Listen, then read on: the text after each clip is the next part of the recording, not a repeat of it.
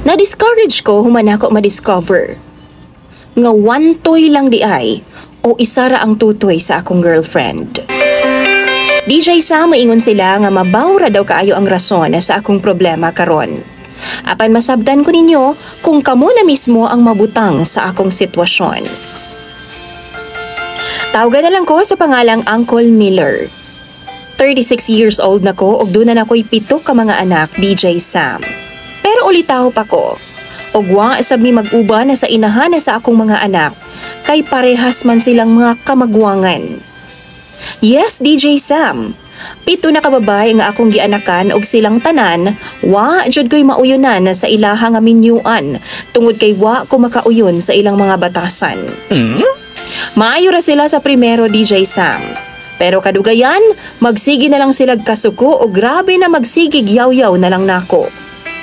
Dagang bawal sa kuha, DJ Sam, maong parehas silang tanan nga akong gipangbiyaan. Hinuon, wa naman pud ko nila ginasamok. Og naa na pud sila mga kanya-kanyang partner sa karon.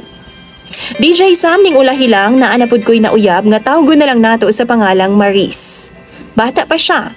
19 anyos pa lang siya, DJ Sam, og nagtrabaho siya sa usa ka parlor dinhi sa amoang lugar.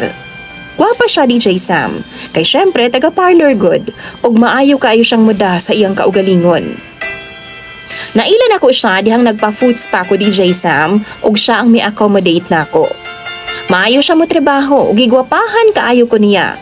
Maong samtang nagtrabaho siya, nagsige na lang yun kog tutok sa iya, DJ Sam, og ako siyang gitipan og 200 pesos. Gikuha pud nako ang iyang Facebook.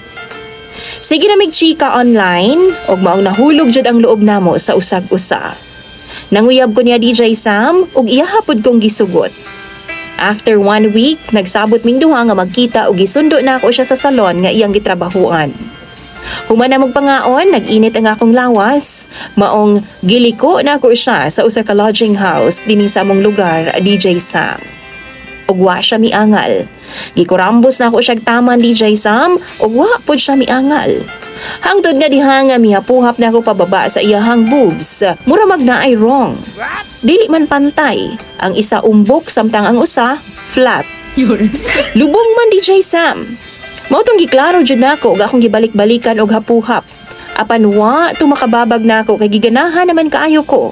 Mao gipadayon nako ang akong gibuhat, DJ Sam. Human sa among bangga sa kama, saka na nako siya gipangutana kabahin sa akong na-discover. Og nitugaan po siya tinuod, DJ Sam. Inborn daw siya nga one toy o isa ray tutoy. Lain kay tan-awon, DJ Sam, ang pag-uli nako, wa na gyud nako siya gichat pa. Kay murag na usab man ang akong gibati niya. Na-discourage ko, DJ Sam. Pila ka adlaw po siya sige attempt nga kontakon ko pero wa na gyud nako siya gitubag o gina-ignore nako siya. Ning ulahi tungod wa naman ako siya ginatubayan, gibaharan ko niya nga i-post daw ko niya sa social media ug pakaulawan daw ko niya taman kay scammer daw ko nga lalaki. Maniakol daw ko. O gawas po diha, nagbahad po siya sa ako nga ipabarangay daw ko niya o kasuhan daw ko niya rape. DJ Sam, pwede daay na, nga kabubuton man namo tong duha. Ug hangtod karon wa gyapon nako siya gitubag kay di ko gustong magkamali sa akong itubag basin magamit pa niya agyan sa akoa. Maunang mga kapwa followers nako ni DJ Sam. Unsa may buhaton nako ani? Balikan na ba nako siya? Or atubangon na lang nako kung unsa man ang iyang mamahimong aksyon. Kay wa naman gid ko'y gibati para niya.